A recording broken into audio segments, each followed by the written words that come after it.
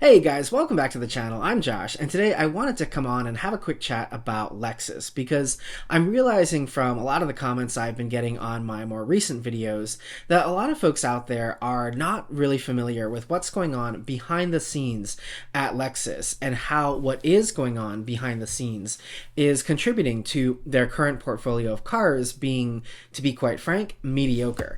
And also how those changes at Lexus are having ripple effects in other areas of the Toyota portfolio and will really come to define what we see from Lexus not 2 years down the line, but 5 to 10 years down the line. So let's go ahead and get into all of that.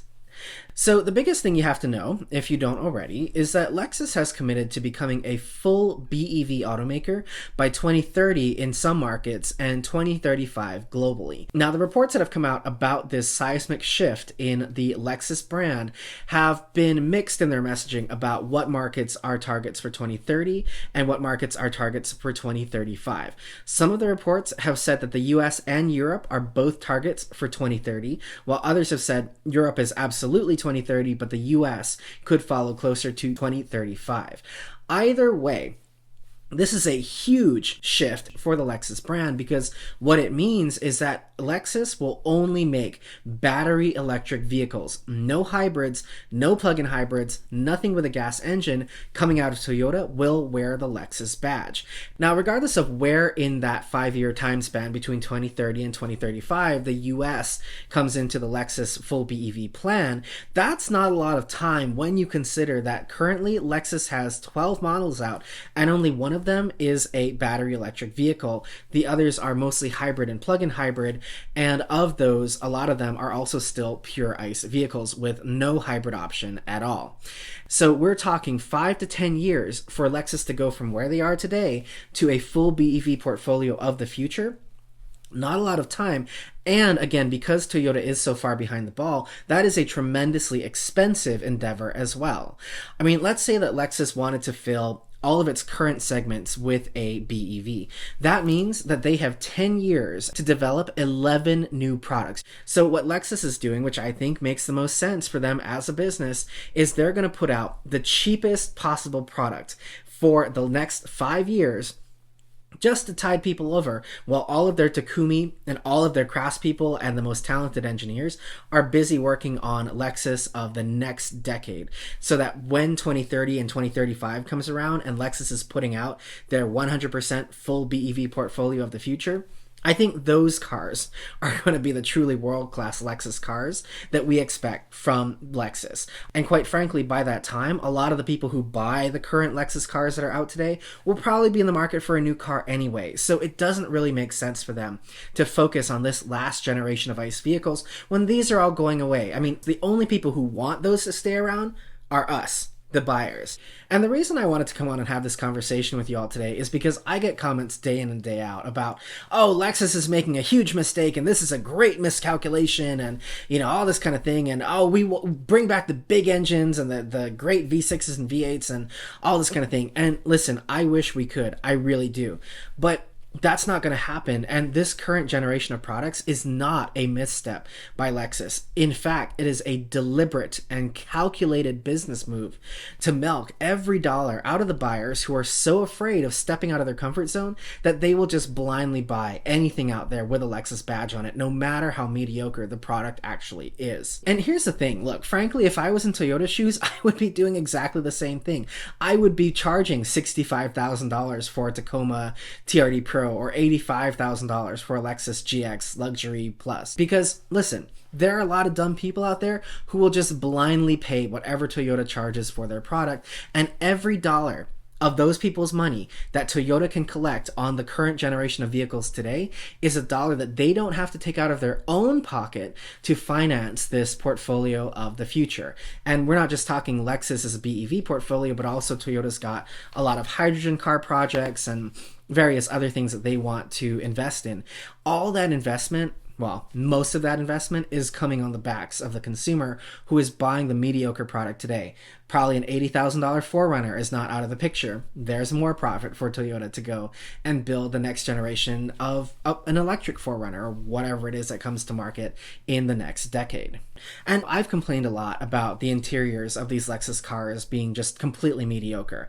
The wood grain in there is awful. The plastics are crap. The design in general is not great. But that, again, fully deliberate, very calculated, because all the Takumi who used to craft all of the beautiful Lexus interiors and used to hand polish the wooden steering wheels, they are all probably working on the next generation of cars. They've probably skipped the current generation because Lexus decided that the current generation was not important enough to put the Takumi craftspeople on. Meanwhile, the current RX and TX and GX and whatnot can just do with, the recycled IKEA furniture that Lexus is using as wood for their current cars, while all the Takumi craftspeople are again crafting those artisanal elements for the next generation, the 2030 portfolio of Lexus, where again, I think we might start to see a return to form for Lexus. Now, the other reason I wanted to come on and talk about this today is it's this whole shift of Lexus becoming a full BEV automaker, so no ICE vehicles from Lexus, that is making room for some other really interesting trends that we've seen happen in the Toyota portfolio in recent years, such as the emergence of premium product under the Toyota brand with products like the Crown, Crown Signia, and Land Cruiser 250. And hear me loud and clear. I think the Crown and Crown Signia and the Land Cruiser 250 are great cars with interiors that really truly do rival a lot of modern Lexus cars, especially because the cars are made in Japan, the design is really beautiful, and the materials are, again, as good as what you get in any modern Lexus car. I really think it's Toyota preparing us for this future where Toyota and Lexus as a whole are going to be completely redefined by this new business strategy. The biggest difference between Toyota and Lexus in the future is going to be that powertrain gap. So 5 years from now, maybe you want something like an RX, but the actual RX has gone fully electric.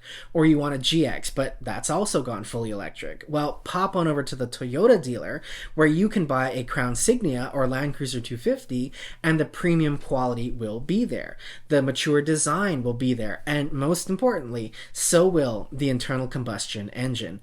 And look I would buy a Crown Signia over an RX today, and we're not even in 2030 yet, because I think you get a better product with the Crown Signia than you do with the RX. RXs are, for the most part, made in Ontario. Crown Signia is coming right from Japan, especially if we see a Crown Signia plug-in hybrid and or they bring the Crown Sport, that sexy, almost Ferrari-looking hatchback thing. We could have a seriously impressive Toyota lineup that spans everything from the entry level with Corolla and Prius all the way up to premium and luxury with things like the Crown Signia, the Crown Sport, and of course Land Cruiser 250. In fact, I can really even see, as Lexus starts to approach 2030, I can very well see the Toyota Land Cruiser adopting the V6 while the GX gets discontinued. And then essentially, if you want that Land Cruiser 250 series, you just go to Toyota and choose whether you want the 4-cylinder hybrid or the twin-turbo V6. So all that to say, we are on the event horizon of the biggest shift that you will see in the automotive market in your lifetime. And despite what people say in the comments, no one is making mistakes. Does the Tundra suck today? Yes. Do all of Lexus's new products suck today? Yes. But that's by design, because today matters a lot less than tomorrow. And believe me when I say, they cannot afford to screw up the future, and they are taking steps now by putting out mediocre product in the meantime to make sure that their eye can stay fully focused on the decade ahead. So what is the strategy for the core Toyota buyer base to survive the next 5 to 10 years while Lexus and Toyota are in this transitional period with kind of mediocre cars? Well, like I've said many times before, now is the time to get that last great internal combustion engine Lexus while you still can. All the legislations that the governments are talking about imposing are still a few years away, and even when they do come into play, anything that you already own in 99% of cases will be grandfathered in under those new regulations. So if you own a GX today or you own a V6 Camry today, you will still be able to register that even when these cars may not be able to be sold new. Used cars also, in most places, you will still be able to sell a used ICE vehicle. And I can just imagine the demand for those going through the roof when all these legislations come into play. So now is the time to go out and buy a 5th gen 4Runner, a V6 Lexus ES or IS, a V8 Lexus IS or LC, or the lowest mileage pre-owned GX 460, LX 570, or V6 Camry that you can find. Now is not the time to dilly-dally around and wait on the sidelines to see what happens. I have heard from so many people who will go, I'm going to give it maybe 3 or 4 years and see if Lexus comes back around and makes another V6 or V8 GX or whatever. That's not going to happen. Toyota has already taken its great leap of faith into the unknown, and there's no turning back now. And here's the other thing I keep telling all of you guys. If there's nothing left in the Toyota portfolio, so let's say that you want a mid-size SUV with a V6, now is the time for you to go and take your own leap of faith and step outside your comfort zone, because there are still a good number of old school V6 cars left, like the Pathfinder and QX60, like the Honda Pilot and Acura MDX. Imagine when those bite the dust and how butthurt you will be if you don't buy one of those now and you don't have it when those go out of production. And listen, it's okay to say, hey Lexus, we've had a great run. We've had even decades maybe of time together where we haven't even bought anything else but a Toyota or a Lexus. But you know what? We need to go our separate ways for a bit. And don't worry, I'll be back when I'm ready for an EV. But for the moment, I'm looking for that last great V6 car, and you just don't have it for me. So I'm going to go hang out with Acura for a bit, or hang out with Infiniti for a bit. For the moment, I think we just need to take a break. I really do think a lot of you out there need to take that leap of faith into another automaker where you can find a car that is going to suit your needs and what you want at this point in time here in 2024 more than what Toyota or Lexus can offer you. So thank you guys so much for watching. I always appreciate it. I will see you in the next one. Questions and comments, you can leave them downstairs, or as always, you can write to me at the email that you see here on screen. I love hearing from you guys, and so many of the videos we do on this channel, like I always say, like this one, started out as emails I've gotten from all of you at that email address on screen. So have a great one, you guys. I will see you in the next one, and take care.